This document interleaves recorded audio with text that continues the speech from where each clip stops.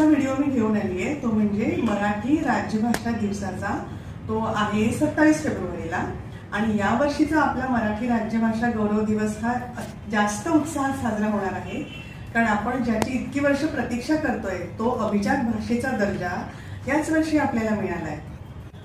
मराठी भाषिक लोकांना तर हे माहीतच आहे की अभिजात या शब्दाचा अर्थ आहे उत्कृष्ट, श्रेष्ठ किंवा वैशिष्ट्यपूर्ण, आणि अभिजात हा शब्द कला, भाषा किंवा व्यक्ती याच्यासाठी केला जातो। आता एखादी भाषा अभिजात आहे की नाही हे ठरवण्यासाठीचे निकष कोणते? तर सगळ्यात पहिला निकष आहे तो म्हणजे ती भाषा साधारण 1,500 ते 2,000 वर्षापूर्वीची हवी।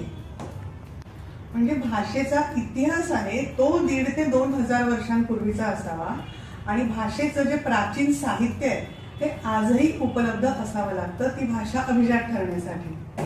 आपल्या मराठी भाषेचं वय हे साधारण 2,400 वर्ष आहे आणि त्याचा साधारणपणे 1,000 ते 1,300 वर्षांचा इतिहास आजही उपलब्ध आहे। अभिजात ठरण्यासाठीचा तिसरा निकष आहे तो म्हणजे त्या भाषेला स्वतःचे स्वयंभूपण असावं लागतं। भाषेची साहित्य परंपरा आहे ती मूळ असली पाहिजे आणि भाषेचा जो गाभा आहे तो प्राचीन असावा। 6वा निकष आहे तो म्हणजे भाषेचे सांस्कृतिक महत्त्व असावे, आणि 7वा निकष आहे तो म्हणजे त्या भाषेमध्ये समृद्ध ग्रंथ आणि साहित्य परंपरा असली पाहिजे। बरं, अभिजात भाषेचा दर्जा मिळावा म्हणून इतका अट्टहास का? तर जेव्हा आपल्या भाषेला अभिजात भाषेचा दर्जा मिळतो तेव्हा आपल्या केंद्र सरकारकडून आपल्या भाषा संवर्धनासाठी एक भरीव रक्कम मिळते, जी आपली भाषा वाढवण्यासाठी तिची मदत होते। या भाषेतील हुशार विद्यार्थ्यांसाठी दरवर्षी राष्ट्रीय पुरस्कार मिळतात। मराठी भाषेच्या इतिहासाबद्दल सांगायचं झालं तर आपले संत ज्ञानेश्वर हे आपले आद्य कवी मानले जातात। शके 1110 मध्ये मुकुंदराज यांनी लिहिलेला विवेक सिंधू हा जो ग्रंथ आहे तो आपला पहिला ग्रंथ मानला जातो।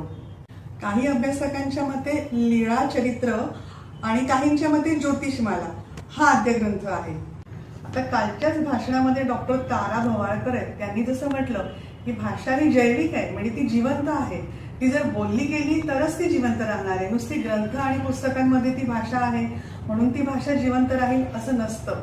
आता सरकारकडून अभिजात भाषेचा दर्जा मिळाल्यामुळे सरकारकडून आपली भाषा वाढवण्यासाठी प्रयत्न होतीलच, पण आपल्याकडून सुद्धा आपली भाषा टिकावी म्हणून प्रयत्न झालेच पाहिजेत। त्यामुळे आपण मराठी भाषिक लोकांनी तरी मराठीमध्ये विचार करूया, मराठी पुस्तकं वाचूया आणि मराठीतच बोलूया। जय महाराष्ट्र।